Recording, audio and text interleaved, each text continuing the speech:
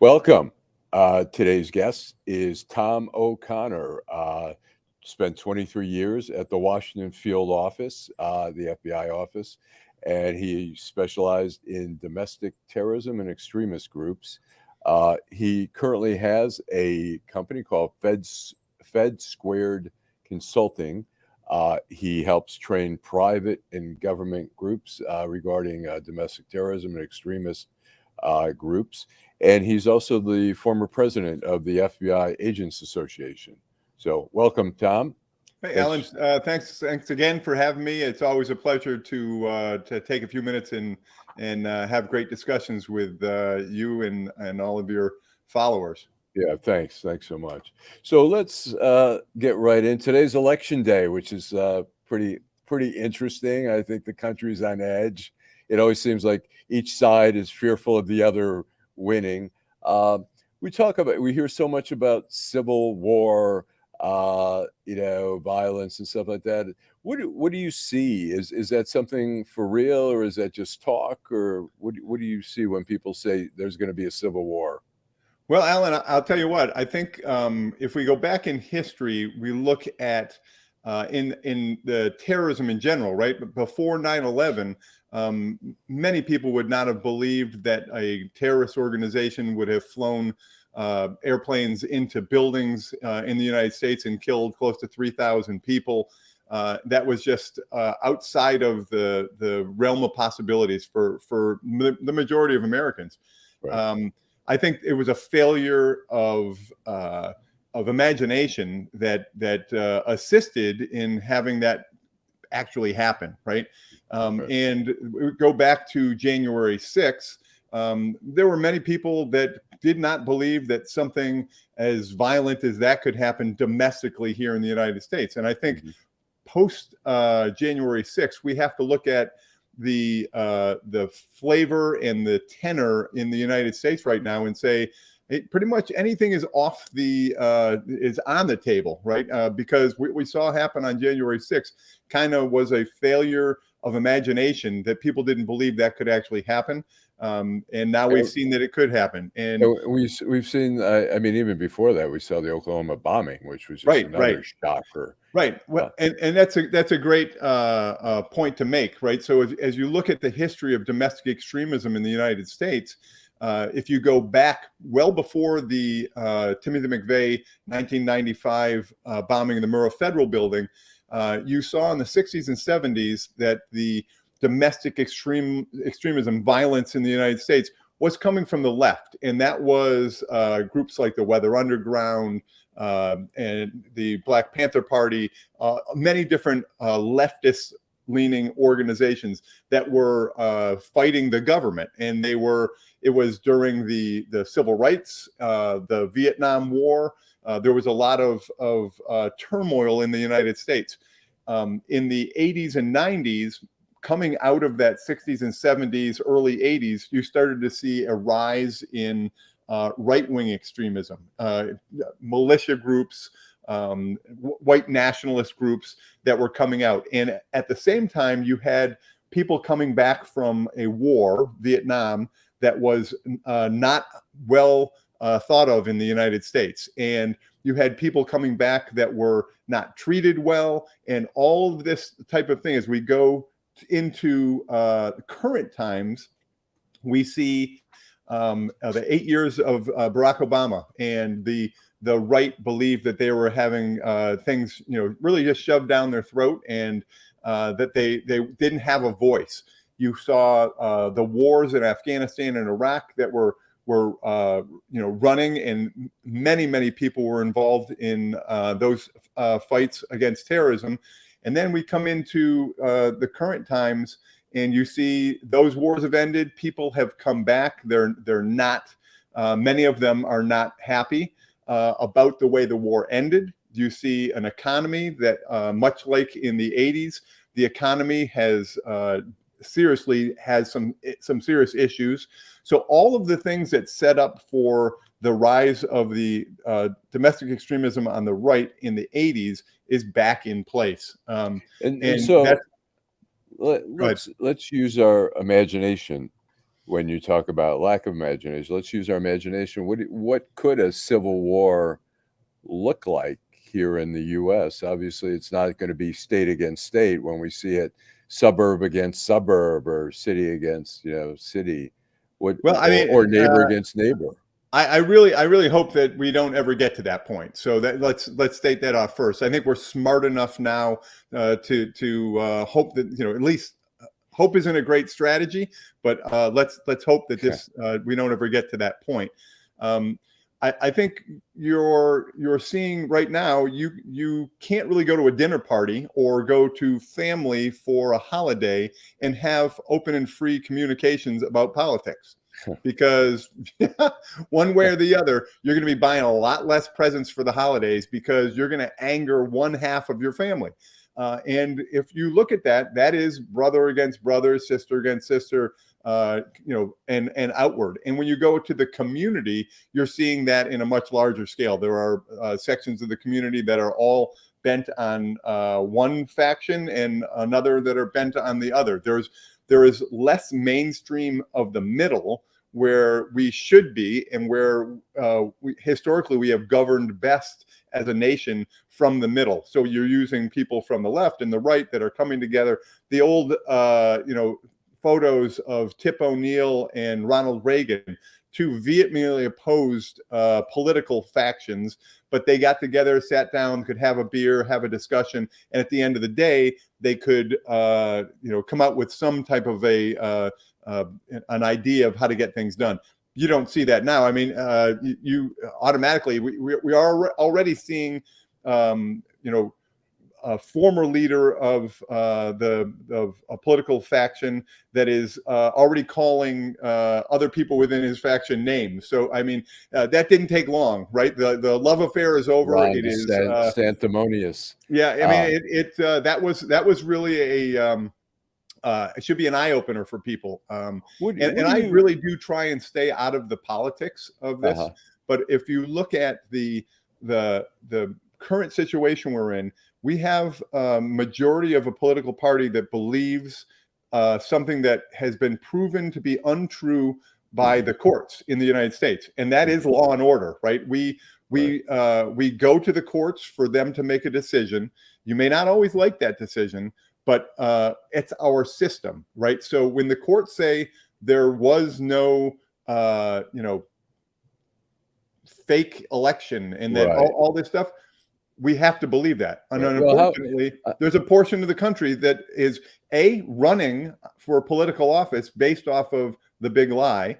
And there's just normal people who believe that the election was stolen. And I mean, I'm not here to say it was or it wasn't, but I'm telling you what the courts said. And the court said, well, we have no evidence that it was. We certainly have no evidence that it was. So the question is, how damaging is that? Could that be a trigger point? Obviously, it was a trigger point for the January 6th riot at the Capitol. Do you see it? It hasn't gone away for a great deal of people, and particularly we see so many candidates. I mean, you're in Michigan and in Wisconsin, Nevada, Arizona, we're seeing it everywhere. Georgia, we're seeing it everywhere. And how is that fuel for another possible insurrection somewhere? Do you see it as just another like trigger point somewhere, like a Capitol or something like that, when we talk about violence now? Or what do you see as the potential? Well, I think we had the discussion before January 6th based off of incidents that took place at the Michigan State Capitol, at different state capitals. And it was kind of foretelling of the future, right? And I think when we discussed that, we both came up with, this is not going to get better before it gets worse. And sadly, I think we were correct in that is what played out. The difference between the 1990s domestic extremism that led to the person such as Timothy McVeigh to go out and do an unbelievably heinous act of terrorism that killed 168 people.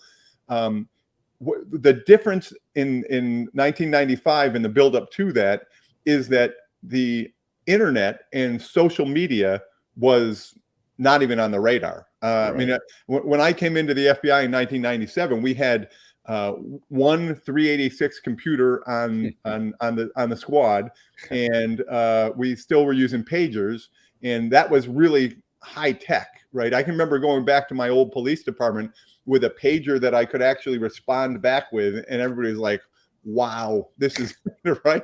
And now, if our cell phone doesn't immediately ding when you send a text out, then we're all upset about it, right? If we think back just that 20 years or so, that the social media was not in place. Now, the misinformation, disinformation, the straight up lies are put out to literally millions of people. And as we just saw yesterday, a Russian person who was involved in misinformation towards the elections came out and said, "Yeah, we did it. We do it. That's what we do." And I think we can't. I mean, we're idiots if we think that our foreign adversaries have not been involved in this type of election meddling. It does not mean that when you go push your button on the machine today, that there is some screw up in that system. We have seen investigation after investigation, review after review that says the infrastructure of our voting system is good. And the problem is, it's not the infrastructure that our foreign adversaries are after, it's our minds. And unfortunately, with social media and the ability to put out stories that are completely untrue, and people believe it, and then you have political leaders that are coming out and backing them. I mean, we've talked about in this past. We have a person in Congress who has been a 9/11 denier, a QAnon follower, and it's not only one. And the sad part is that even the people who are not, that we know are normal people, they're politicians, that they understand that this isn't true, that's not true, and that I really shouldn't back this person. For Congress, they're not standing up and saying, "All right, I'm throwing the BS flag," because it comes down to a personal need for power, and they see themselves being voted out, and clearly that has happened, right? So they're right. Yeah, it's very. I mean, we're seeing in this election all the things that you're talking about here. Let me ask you, the raid on Mar-a-Lago, afterwards, the hostility toward the FBI, and I'm reading it thinking the FBI and the Justice Department were like super patient and making requests and requests and requests, and then I assume getting information that all the documents had not been retrieved. And the hostility and coming from Congress members like Marjorie Taylor Greene, who's saying, "Let's defund the FBI and they're out of control." How does the reaction? You were the president of the FBI Agents Association, and now what do you have you seen anything like this before? Had you ever seen anything, the hostility toward the FBI at that level, or? Well, the FBI, they don't say let's make a federal case out of this because you're dealing with small cases, right?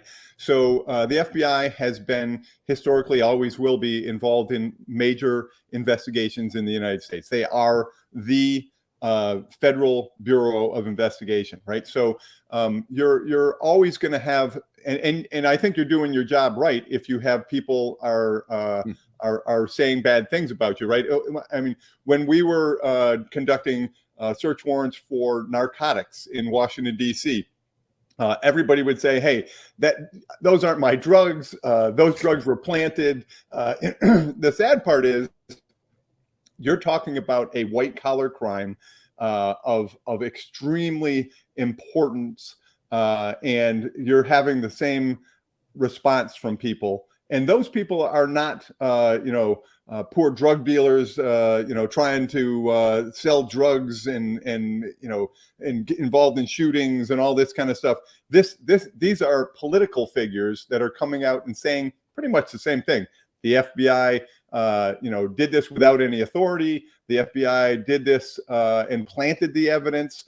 And then as you go through, all right, the FBI has systems in place when they do searches, And I was a team leader on an evidence response team, and it is done so that I don't care if this is a drug dealer or a former politician.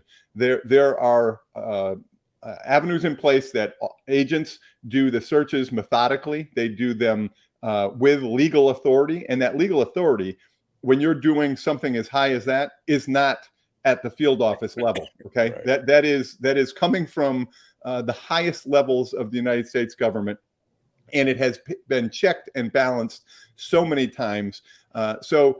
Okay, we know that we're going to get people come out on a normal day and say, hey, the FBI did this, the FBI did that. The problem, once again, comes back to the social media and the lies, clear lies, that people that are saying these things know they're lies. But in turn, you have individuals who are on that extremist spectrum that take those lies and do things like attack the Cleveland field office with a firearm. How do you feel about Shoot at that? agents that come to the door Yeah. while doing a legitimate search warrant. I mean, Uh, these have real implications in this day and age. And I'm here to tell you, just as when I was in the FBI, FBI agents are doing their job. They are doing them with legal authority, and they are doing it methodically. And there is no FBI investigation that somebody just wakes up in the morning and says, hey, I'm going out and locking somebody up. That doesn't happen, right? And that was one of the frustrating things coming from local law enforcement, is that, as a police officer, I can really wake up and say, I'm going to go lock this guy up today because I've been working this case for 2 days, and I can go out and put the handcuffs on him, right? In the FBI, there are so many checks and balances because of the magnitude of the cases that they're working. I really don't want to even say that the FBI should be. The FBI is doing their jobs, and unfortunately, the narrative being sold by a portion of the country that says they stand for law and order is clear. It is to tear down the investigators, thus making the investigation null and void. right. And much like in Michigan with the Gretchen Whitmer case, if you remember, that was a setup. It was this, it was that. Right. Everything was bad. Well, the jury, independent jurists on the federal level, heard the case and found the subjects guilty. On a state level, the jurists heard the evidence and found them guilty. Okay, that's our system. And if you're a law and order person, you accept that the jury system works. Well, how do you feel?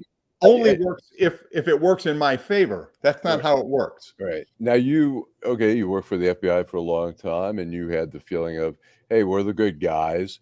And suddenly we see like Mar-a-Lago and stuff where the FBI is like, people are demonizing the FBI suddenly, and they're attacking the field office and stuff like that. How did you personally feel watching that?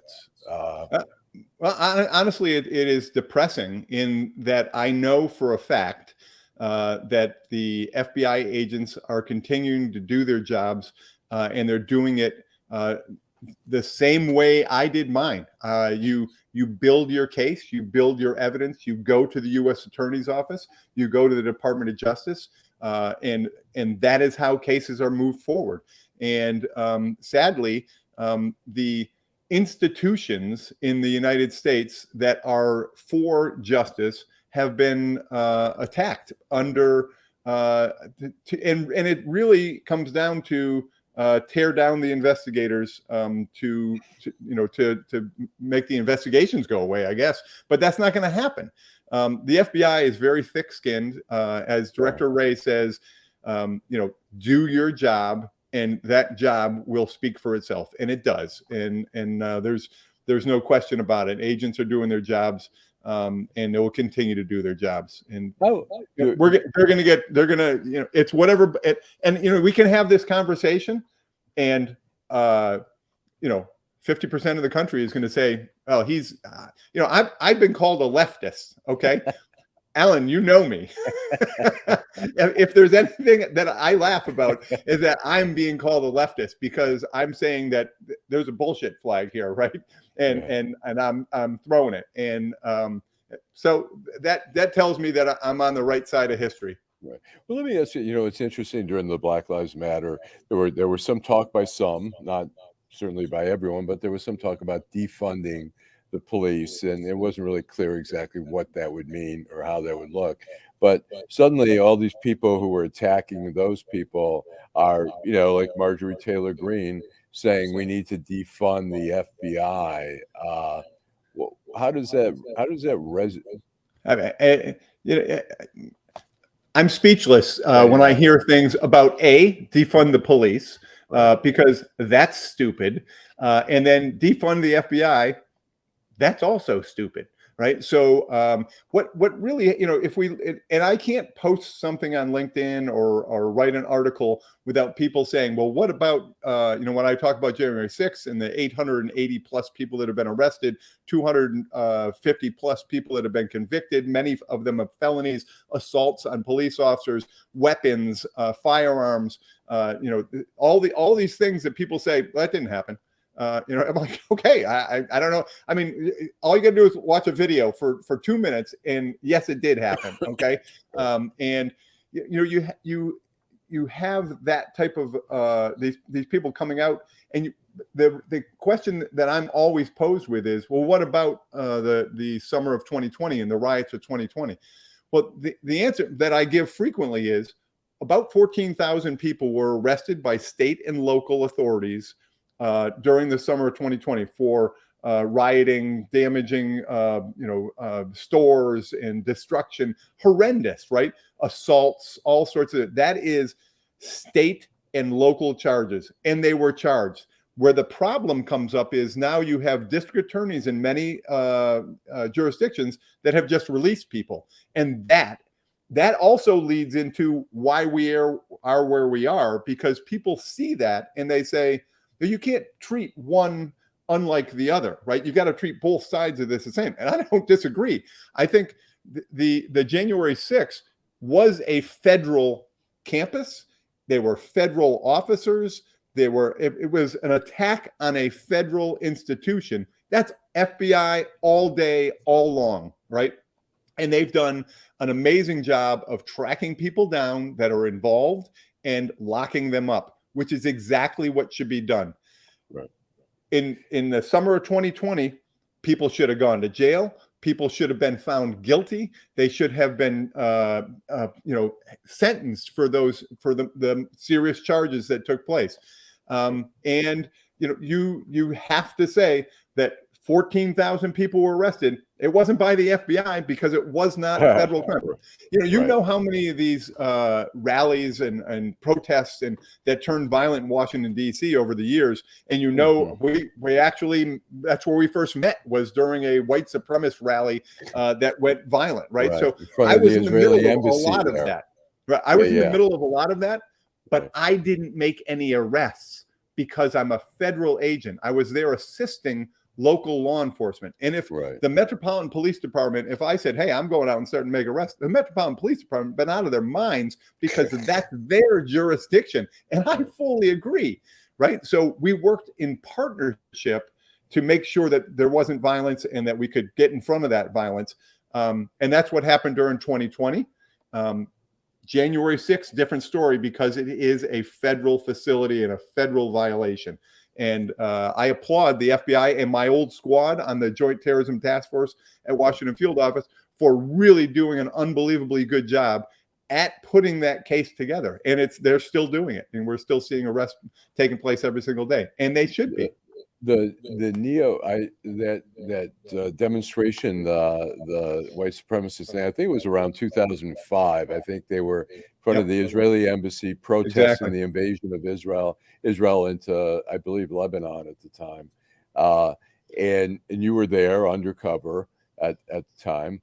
And there were a lot of white supremacists and I interviewed some of them from like Pennsylvania. A lot of bald white guys. Yeah, you're right. Exactly. Doing a lot of Zeke Hiles. And And I remember interviewing. There were guys from Pennsylvania. There were guys from Keystone State West. Skins. The guy, one of the head guys from West Virginia. Yeah. Are those guys? Have they? Have these evolved into groups like the Oath Keepers or whatever? Well, that's a great question, right? So, organizations like the National Alliance that was based in West Virginia Right. have pretty, fallen apart, right? And they if they exist mainly in name only. Um, the reason is that people like Richard Butler, who was the head of the Aryan Nations, or William Pierce, who was the head of the National Alliance, they were very charismatic, and they had to meet with their followers in person because there was no internet, there was no social media, so it had to be in person, which made it only possible to be so large, right? But the National Alliance, at its point, had about 2,000 people that were card-carrying members. Today, and all those guys are dead, and the gene pool of the leadership, as that went down with it, right? The pool got shallower and shallower, excuse me, as time went on. And then people decided that, and they figured out that they could actually go online and reach many more people. And the White Power movement online was one of the first entities to actually use the internet to communicate with their followers. And so they were ahead of the game when it came to that. And now it's just off the cuff when you have, the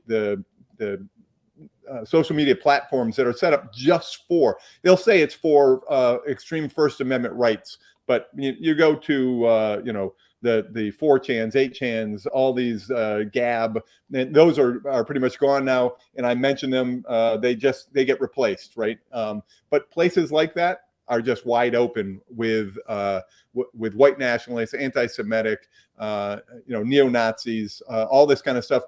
And they can communicate without getting together in Hillsborough, West Virginia, in a compound.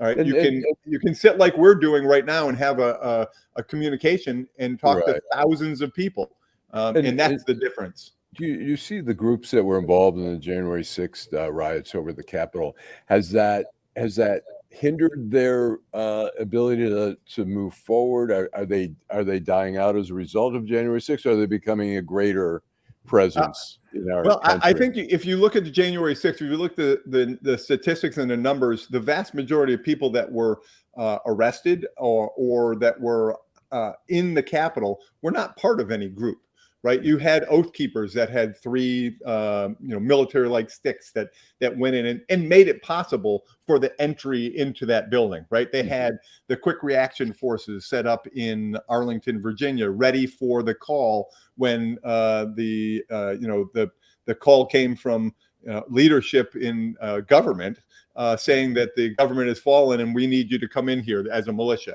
And that's what they were waiting for. That's what the sedition trial is going on right now in Washington, D.C. Of Stuart Rhodes from the Oath Keepers. So the vast majority of those people who were involved in the January 6th were not part of the Oath Keepers, the Proud Boys, any of these Boogaloo Boy movements.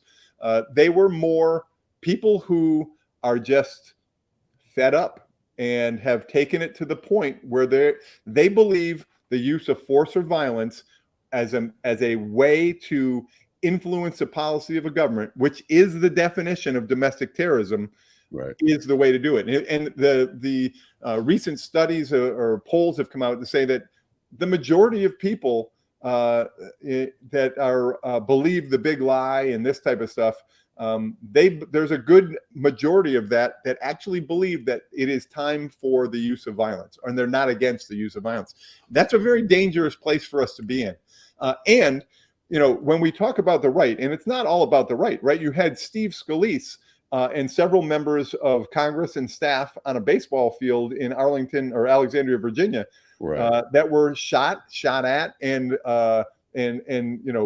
attempted murder by a person who took the anti-tax rhetoric coming from the left about the right and went to the point of using force or violence as a way to influence the policy of a government. I'm going to kill as many people on this baseball field so that the Republican tax ideas will go away.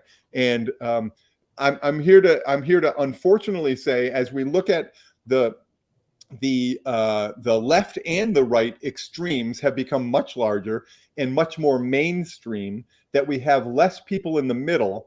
And if you have more people on both opposite ends of this, right, that means just by common sense that there are more people within that sphere that are willing to use violence. And And so do you expect I guess the question is, we get back to point A, is do we expect to see in the coming months or during this coming, the 2024 campaign, do we expect to see violence as we saw before? Is it going to build up? Or, I mean, there's certainly the electricity's in the air for it. The question is, I would be extremely surprised if there's the answer is yes. There will be acts of violence, and I mean we just saw Speaker Pelosi's husband who was attacked, and the person, there's people are like, oh, it's mental illness. All right, where do you draw the line that it's mental illness? Because in the court system, being mentally incompetent, unable to stand trial is a very high bar to meet. Okay. So if somebody is disturbed in some way and they follow that rhetoric to the point of violence, that's not, I mean, should you be surprised? Right. sure. And there are people on both sides of the political coin that are in those positions where the continued rhetoric is going to spur additional violence. I mean, we'd be idiots to think that's not true. And you also look at our foreign adversaries who have used us through the use of social media to put stories that already have some base, right? There may be, race-related stories, anti-Semitic stories on both sides of this coin. They will take, and this is in newspapers today, right? Where you're seeing that Russia, North Korea, Iran, other factions, other entities, other foreign adversaries have used news and played both sides of the coin to try and get both sides to go against each other. And they've done a really good job of it. And again, we would be idiots to think that that's not happening. What we need to be is smarter in reviewing what we're taking as fact. We can't just, I mean, you follow me on LinkedIn, and I get quite a few haters coming at me with stuff. That's fine. That's two sides of the coin. But I also get I'll get extreme right newspapers that I've signed up for with my email, and I haven't. Right. So people are out there. They're playing their games, but this is where people are getting their news, and they're calling it actual news. And you talked about institutions like the FBI being torn down, right? And people coming out and saying that they're corrupt and they're this and they're that. It's not true, but as long as you say it, there's a faction that's going to believe it.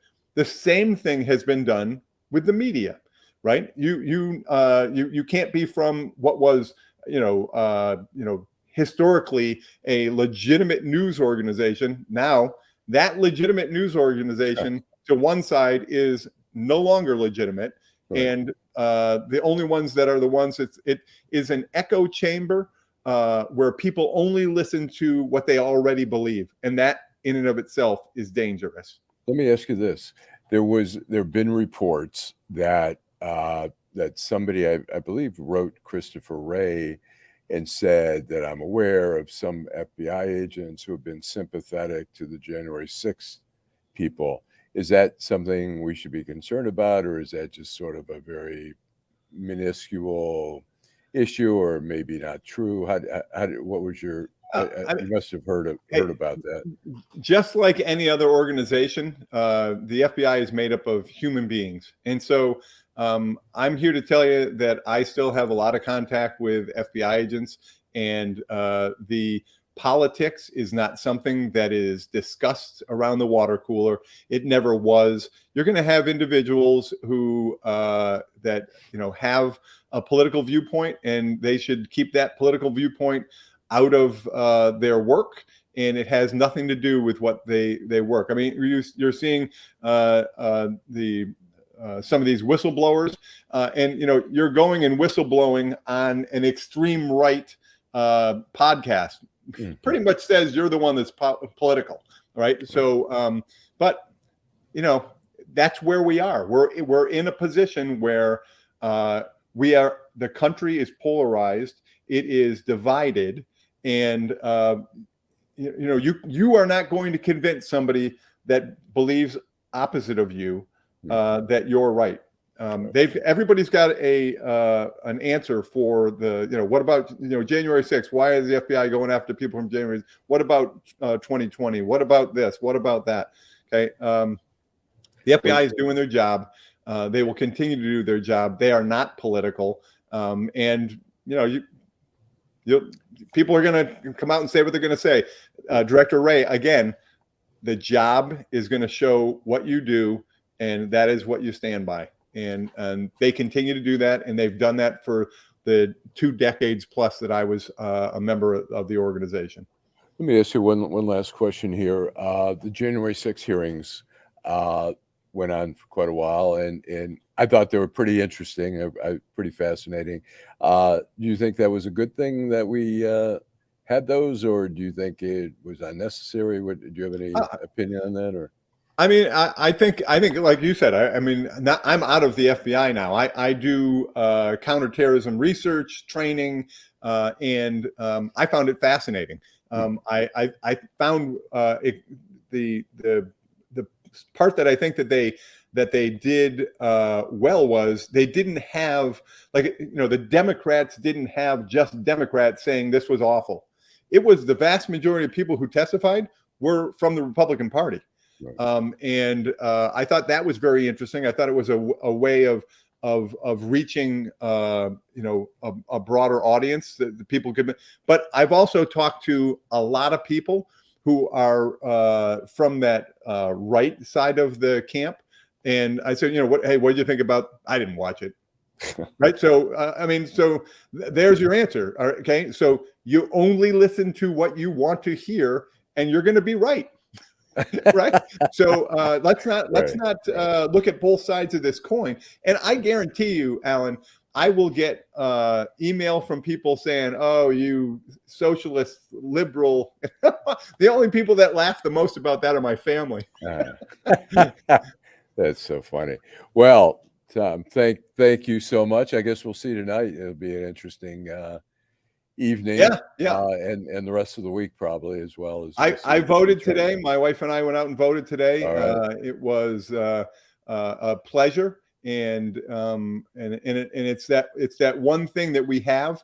As both of us former members of the FBI, it was our only political avenue, and that was because we were in a polling booth, and nobody knew what lever we were pushing or pulling. And when we got to work, it wasn't a discussion, and it shouldn't be, and it isn't. Right.